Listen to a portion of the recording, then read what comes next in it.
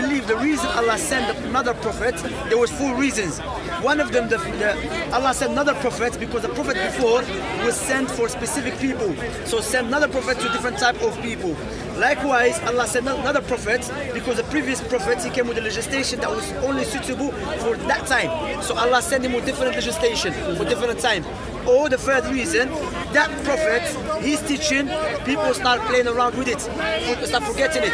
Allah sent that another prophet to remind them of that teaching. After sending the Prophet Muhammad alayhi salatu wasalam, all those reasons has been removed because Prophet Muhammad's teaching is being preserved as if he's standing in front of us when we read about him. Exactly. Likewise, the Quran has been preserved. Likewise, that Islam in 25 years went all the way to China, all the way to the middle of Africa, all the way to Europe, you know, and that was where most of the people lived. That's why So there was no need for someone to send another prophet. That's why I love the Quran so much, because the fact, those that needs to interpret the words, those that need to, because remember, those words was passed down specifically, and so the specificness of the word, would need to be of someone that basically study, know what's right, and wisdom, you get me, for them to be able to what? To teach. Understand and teach it first, Exactly. That's why we said there is stages. You learn, implement it before you teach it, otherwise you'll be hypocrite. You're teaching people something you don't implement. You see what I'm saying? So that's why we say al-ilmu qabla al-qawli wal-amali. Knowledge precedes the action and speech. Allah says فَعَلَمْ أَنَّهُ لَا إِلَهَ إِلَّا اللَّهِ. Acknowledge that there is no one worthy of worship except Allah. So knowledge, then what you do, al-ilm, then what? Tatbiq, you act upon it, then you call people to it, then you be patient upon it. Because from the historically speaking, it is well known if anyone call people to something that they go against their desires, they will wage a war against him. Therefore, you need what? Patience. So the only way to understand the Quran, of course, there's many ways, but one of them is by that's the best way. That's the only way, and within that way, there's different ways. By going back to Prophet Muhammad sallallahu alaihi wasallam, because Allah sent the Quran, that oh Muhammad, we send down the dhikr, the Quran to you, in order, the sunnah here, the sunnah to you, in order to explain to the people what it has been sent down to them. And to be honest, there is no book on the earth that give you clarification in detail like the Quran. Like for example, Jesus never taught us how to understand the Bible. Or the New Testament. Rather, Jesus' time, the New Testament never existed. Let alone he will tell you how to understand it. And that's why I love the Quran so much. Alhamdulillah, that's good. This is why for me, I have to say what I love, not what I hate. You get me? Because there's no hate there already. You just say so. What I love, road over, brother. So that's what I learned. Now, alright. So there's a verse I'm trying to find it. And what is it, the Bible, the Quran? The Quran. And Prophet Muhammad. When Prophet Muhammad was saying, like as present, he was saying that his own people, would try to make the Quran non-account. So it's so invalidated. So I'm trying to say, so his own people, like you said, without the understanding, like just like how you said, without all of that, they would just come, like you see, I was saying, I had a little anger here because my brother wasn't telling me the whole of it. You get me? They were telling me part of it. After you study now, you learn. Alhamdulillah. You get me? But what we say, there's something which is like I know, like you said, the Haile Selassie, the Tabak Gordon, that he was like but what I'm saying, that part, what we say, that part out of it. But even if that part we will of course, with it. But I'm saying even Allah subhanahu wa ta'ala did not favor Bani Israel mainly because they were Bani Israel. And I agree with that. Allah favored them as Musa mentioned the Quran to them. Or Bani Israel, or the Israelites. Remember Allah's favor. What is it? Right. He made from you prophets and the kings.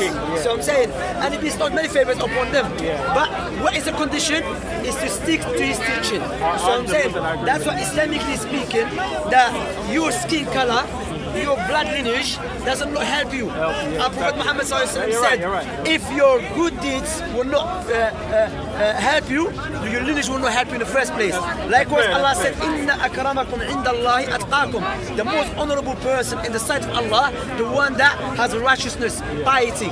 Likewise, Allah subhanahu wa ta'ala mentioned that always when Allah said about those who enter paradise, those who believed and do righteous deeds.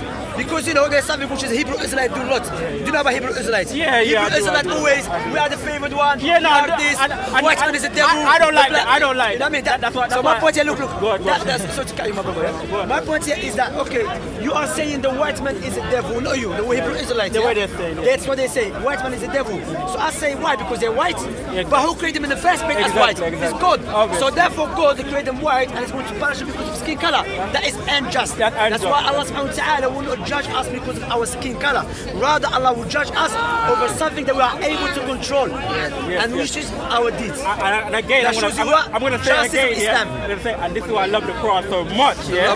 Because again, at the time of Prophet Muhammad Sallallahu, and this is the verse, yeah. He narrated, the Quran, narrated the Quran to the children of Israel.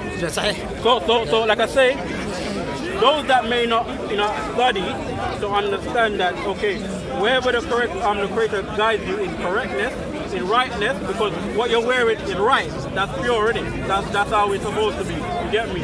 And that's why, again, where goodness is mostly, you get me? There would be a little confliction because people would want to try to hate on it. You get what I'm trying to say? So, but like that's the sunnah of Allah subhanahu wa ta'ala. That's how Allah created the creation based upon His wisdom and His justice. And that's why I love the Quran so much, because the Creator He put order on the earth. Like That's I was telling you. what I'm saying. Yeah. Get me? Allah subhanahu wa ta'ala. Rightness and everything. Like look to Islam, yeah. Islam teach you purification of the heart, likewise of the body. Islamically speaking. Now, of course, everyone knows that we pray 5 times a day, and you have to make ablution, meaning you have to wash yourself. You see what I'm saying? And of course, that is what purification of outside, but that is not enough with the Creator. Rather, you need the purification of inside, which is to leave off worshipping idols, worshipping money, worshipping other than that, and you turn away to the Creator who created the heavens and the earth. Because what we have to understand, especially in our society, we are so busy with this world, with dunya, which we say this world, with money, rent, gas bill, ratata, this and that. Next minute you're in the grave. Understand? No one will help you. You know what I mean? People say that's our last destiny. No, that's what you're wishing. That's what you're wishing. And again, every time I speak about the Quran, I have to say this. That's why I love the Quran so much. That's why Allah talks about establishing worship. You have to establish a place of worship. So that's why for us as a place of worship, they unite the people. Get it? It's built as a community. Communities, with what is correct. Like I say, the order is correct. And this is what I come to say as one that's speaking the truth. You get me? You have to follow. And remember the time when I was speaking with you about the Christian, and they were saying that about Isaiah. Was it Isaiah? Isaiah and they were ignoring it. They were ignoring it. Isaiah 42 is a powerful prophecy. Like I said, I studied for the purpose of finding direction. Of course. And it shows definitely that again the Prophet Muhammad will come out from there. That prophecy does not fit no one except Muhammad sallallahu alaihi wasallam. Exactly. Without any doubt, and I say that's what makes me love the Quran so much more. You get me? Because it directs me to where I want to go. Of course, the Quran, Allah subhanahu wa ta'ala said, إِنَّ هَذَا الْقُرْآنِ يَهْدِي لِلَّتِي هِيَ أَقْوَمُ. That this Quran guides to the aqwam, aqwam, to the straight path. Aqwam means straight, right path. Understand? That's the Quran. That's why, the Quran even teach you how to deal with everything.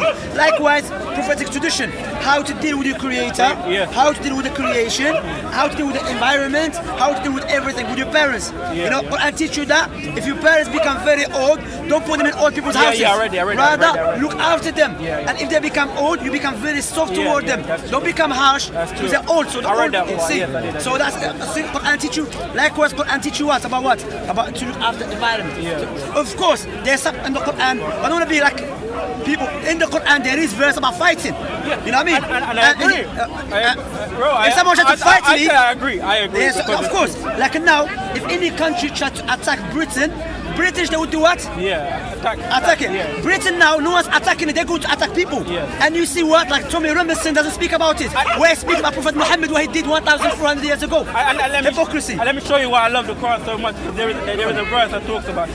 It's like, for instance, yeah, you see someone's doing wrong, yeah, obviously doing wrong against your mother, your father, your ancestors, yeah, and you stand there and not do nothing. No, give him the sin other on trick. yourself. Nah. You're sinning on yourself. Let's say give him the other trick. Because, yeah, it says you're supposed, in everything, with normal morality, yeah, you're supposed to fight someone that does wrong. Of course, but fighting, what we say, sometimes could be Or spiritual. Exactly. If you are people of authority, then you can use physical things. Exactly. But if you're not, it's the word no first, fight. Exactly. You have to condemn what they're saying. So you have to tell them, listen, this is wrong. So that's why you know what you said. Listen to brother. Yeah? Prophet Muhammad sallallahu alaihi wasallam said, "Man ra'a minkum munkaran, falyughayyirhu biyadihi, فإن لم يستطع فبلسانه, فإن لم يستطع فبقلبه, وذلك أضعف الإيمان." The meaning of the hadith Muslim said, whoever sees among you an evil thing, let him change it with his hands. The scholars explained, what does it mean with his hands? People authority, not you and I. Like now, if you see someone robbing a house, you can't go smacking him. No, that's for the people authority to go arrest him. Of course, we can help. Likewise, we can change with our tongue. By what? We see someone insulting an innocent person or anyone, we can stop what you're doing. You see? If you cannot do that, you're very weak. Then hate with your heart, and that is the lowest of iman. I know that's what you're saying. Just like people come here today and they debate. That's a form of fighting. That's without fist. It's a form intellectual of fighting. Intellectual fighting. Intellectual so fighting. That is what I'm talking about. When that's the best way. That's what Allah subhanahu wa ta'ala said. وَجَادِلْهُمْ بِالَّتِي أَحْسَنْ. And debate with them with the best way. Ibn Hazm al-Zahiri, may Allah have mercy upon him, by the way, is one Muslim scholar. He's one known, he was from Spain, like nearly 1,000 years ago he was around there. And he mentioned, he said, rather debating and giving da'wah is more stronger than fighting with the sword. Ibn al-Qayyim, another scholar, he said, because fighting with the sword, everyone can do it. But intellectual fighting, no, very rare people can do it. Yeah, and just to bring back to the before we close, just to bring back to the because I know. We're doing da'wah table up there. Yeah, just the point that that the camera is gathering around and talking to Shamsi, that, like I say, it's my pleasure to talk to you. It's a pleasure to talk to you, man. When I was growing up, yeah, like I had a lot of Muslim brothers around me in college and those things, and I took my shahada back then, yeah. But like with me, like I wanted to always understand my family and study and give that connection regarding the Quran to my family. Where are you from, by the way? I'm from Jamaica. Yeah. So his brother's from Jamaica. His brother here, Aqil. Alhamdulillah. So the family. Exactly, family. But Muslims do all family, regardless of what country. That's what I'm saying, all family, yeah. So obviously that kind of my brothers, I just took them wholeheartedly because that's just, again, as brothers, when they say something, you just want to listen to them, and what they say is the truth, so you will attract towards it. You get me? So I was just attracting towards it because they were telling me the truth, innit? But what I was asking, they wasn't telling me the whole of it. So obviously I kind of felt a way that I needed to search for myself. But I also had ignorance because I wasn't reading it. I wasn't reading, so I was feeling ignorant. I was building up that little anger there to say, right, there's something still not connected with me. Do you get what I'm trying to say? So obviously still asking brothers, still studying. Study, look, say, look, الجهل داء قاتل وشفاؤه شيئان في الترتيب متفقان، علم من الكتاب أو من سنة وطبيب ذاك العالم الرباني. Ignorance is a deadly disease. It's true. And the cure for it, two things. Verse from the Quran or a statement from the Prophet Muhammad. And you need a tabib for that, you need a doctor for that. Who's a doctor? Well-grounded scholar. You see what I'm saying? Like, for example, I can read, imagine Allah save us all. If I have a heart problem, I can read the book, how to deal with it, but the only way to understand it correctly is by going to the doctors. So I'm saying to go to the doctors to explain to you the correct way. So what I'm saying, alhamdulillah, and wallahi, I'm not saying about you, but generally speaking, when the Europeans came to Africa and enslaved the black people, a lot of black people were Muslims. It's ma'ruf, was known. Of course, some of them believed in some other things, but historically speaking, like the Murabitin, which was built in Senegal and Mauritania, spread far east, like to Nigeria, Sudan, Niger, what they call it, part of Cameroon, you know. Just let me correct you with that, yeah? All right. So before, like I say, before I knew about Muslims, right? Before I knew about it, yeah. As a part of the children of Israel, yeah, we already submitted to one Creator. You get me? That's true before. Yeah, you get me? Ready submitted to one Creator. Yeah. And the term which I took, like I say, that's why I love the Quran so much. But I took Muslim for is one that submits to the Creator, the one. You get me? Yeah. And that's what the interpretation means. So if I knew that obviously my family was already doing that already, you get me? It's just a confirmation, like I say, it's just a warning. That's what Quran said. That's what Quran said. The Quran said that as a confirmation, like Jesus when he came to the Israelites, it was a confirmation when Musa came. The Quran is the same thing. The Quran is a confirmation. Muhaymin, likewise, is a trustworthy and a witness over the previous scriptures. All of them came with the same foundation. Worship God alone, stay away from the false God, follow the Prophet's teaching, and do not follow the tyrant's teaching. And that's why I told you, the children, when in the Prophet Muhammad sallallahu alaihi wasallam, the children of Israel, the Prophet narrated the Quran to the children of Israel. Yeah, that's true. So I said, like myself, I'm supposed to know what is right. And that's why I love the Quran. Inshallah, take it. You have my number, yeah? Yeah, what's up? Anyway, سبحانك الله بحمدك لا إله إلا أنت استغفرك وأتوب إليك.